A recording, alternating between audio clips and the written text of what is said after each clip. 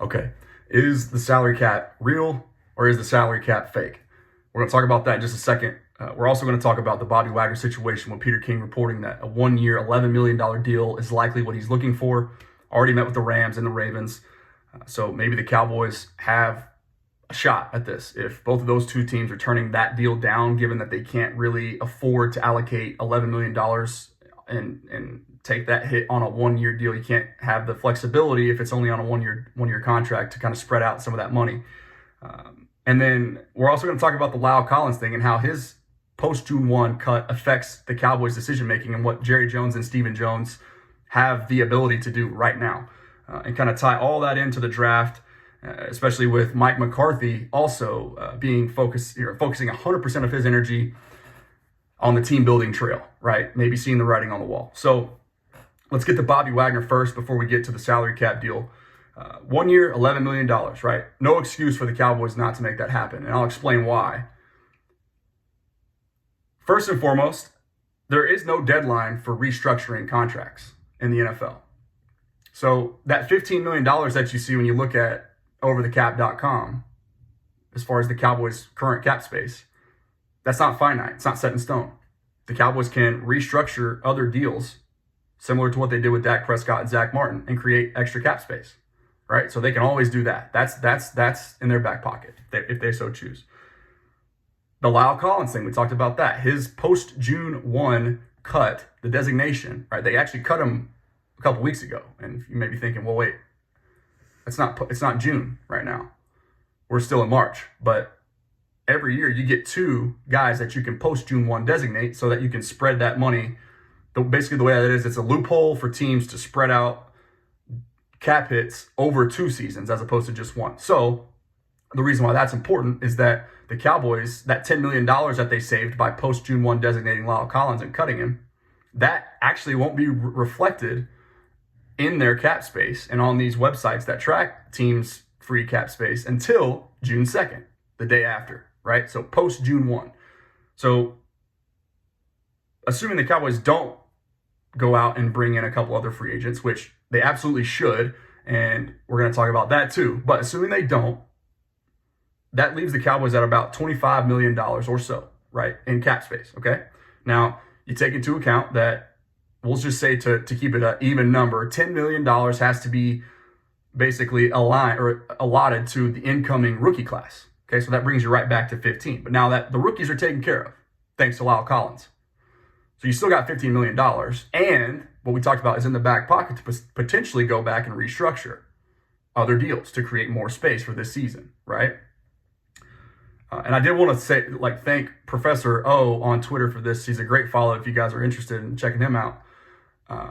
He and I are, he's kind of like my go-to guy. If there's stuff that, like instances like tonight, that I can't, I'm trying to gather all the intel and really make sense of everything that's happening, he's kind of my go-to guy. So we kind of spitball behind the scenes and talk through all this stuff, right? So shout out to him. But, again, that money for La'el Collins isn't going to be reflected until June 2nd. And the Cowboys, again, their back pocket, right? Keep referencing that. They can always there's no deadline to restructure current contracts.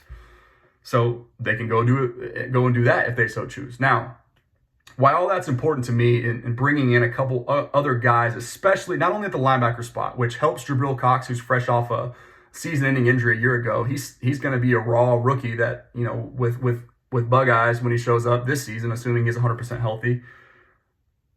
And then Leighton Vander Esch, who the Cowboys didn't pick up the 5th-year option on a former first-round draft pick and still brought him back cheaper than what they signed Jaron Kearse for a year ago.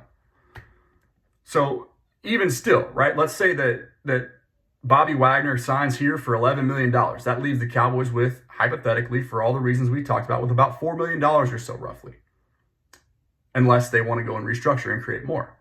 But there's recent history also to suggest that the Bobby Wagner thing shouldn't prevent you, because he's taken up too much of the current pie that's left. It shouldn't prevent you from signing him, because just a year ago, the aforementioned Jaron Kearse, as well as Malik Hooker, both signed for less than $3 million and played well enough to earn a contract past just that 1-year prove-it deal that they signed for originally in 2021.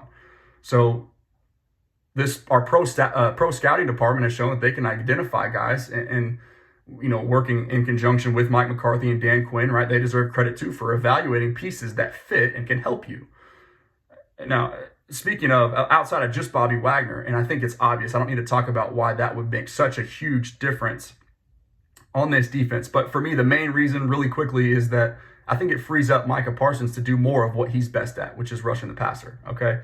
And then you also take into account that championship pedigree, the Super Bowl caliber, just the leader that he is, right? The leader of a defense and, future Hall of Famer, that presence leading a bunch of young guys on the defensive side of the ball, like, Chauncey Golston, Osa Digizua, Trayvon Diggs, even Malik Hooker, who's still fresh, Micah Parsons, Jabril Cox.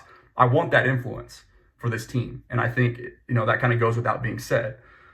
So now, other position of need, right? And again, we're going to talk about all this as far as how it affects the draft and then the salary cap and why it's really not real right now. The Cowboys could go out and sign J.C. Tretter, who would instantly, right now, today, be an upgrade over Tyler Biadasz at the center position. And then maybe you wouldn't feel so pigeonholed at 24 when you're in the war room on draft day, April 28th, and saying, oh my God, even though Kenyon Green's not the best player that we have on our board, we have to take him because, we didn't do anything to address or add help in free agency because we were too frugal. We didn't want to spend, right? So we're creating all this cap space. Let's go do something with it. That's kind of been my whole thing. So again, Eric Fisher is another name who the Colts signed fresh off of an Achilles injury.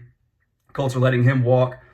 That's a dude that can come in and instantly, again, provide not only depth, but maybe, given the injury history with Tyron Smith, probably have to be at some point a pretty key contributor within the continuity of your front five. So as it stands today, the Cowboys don't really have a left guard, depending on how you feel out there about Connor McGovern.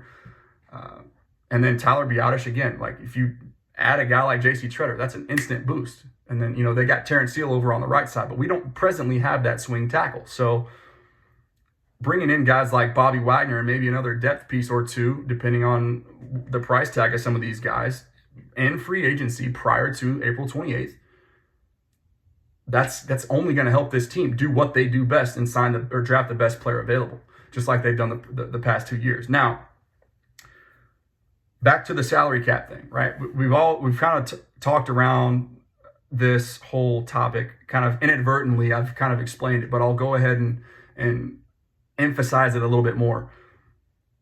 Teams always have the ability to restructure contracts, as we've talked about, right? So the salary cap, as it stands, like right now, this season for in the present, it is kind of fake because you can always manipulate the money, the numbers. Now, you'll be responsible for it down the road, which is why the salary cap in the future is a very, very, very real thing. But in the case of right now, and the Jones is saying they want to bring in 3 guys in free agency still, but they're worried about one person getting too much of the pie. There's no excuse. So that's just kind of what's been on my mind. The last thing I wanted to talk about is, Cowboys currently sit at 24. What's interesting with this coming draft and something that I'll be following very closely is 7 teams right now presently have 2 or more draft picks. So the last thing you want to do is be stuck and basically announcing to the entire league without addressing help at the offensive line spot. That's where you're going. That's who you're targeting and pinpointing at 24. A guy like Kenyon Green or maybe Tyler Linderbaum out of Iowa, the center. Or, potentially Zion Johnson, who I think there's not a shot in hell that he slips to 24 after his combine and pro day. But again, with 7 teams having multiple first-round picks and that much more firepower to be able to wheel and deal, and maybe somebody like the Chiefs who have 2 first-round picks behind you, and the Packers who have 2 first-round picks behind you, coming in and sniping you and screwing you, for lack of a better term, jumping in front of you at 23 and taking Kenyon Green, Zion Johnson, whoever, right? So you don't want to be stuck in a spot to where other teams have more flexibility than you and more draft capital, more power to get in and get a guy that they know you've identified as a potential target, right? So that's just kind of the whole thing. There's 8 teams right now that don't have a first round pick. But I just thought all this stuff was interesting. No excuse not to go and get Bobby Wagner. The La'el Collins money, this is just to kind of sum it all back up, right? La'el Collins money doesn't actually get reflected on over the cap or whatever source that you want to use to track the current cap space. That won't be reflected until post June 1. So meaning June 2nd, the Cowboys will have actually $10 extra million. Now, again, we have to also go ahead and take into account that about $10 million roughly will be allocated to the incoming draft, the rookie draft class. So all that to say this, and we'll close, it's just basically there is no excuse if you've identified a player that can help you and he's relatively affordable in the second wave of free agency, more of that bargain shopping deal that the Cowboys are so accustomed to and kind of pride themselves in. Go out and get Bobby Wagner. So that's it. Hope you guys have a great rest of your week. I don't know when this will be posted, probably tonight, but at the worst, tomorrow. So have a great day. If you're watching this on, I guess it would be Tuesday. And I guess I will talk to you guys soon. Thanks for watching.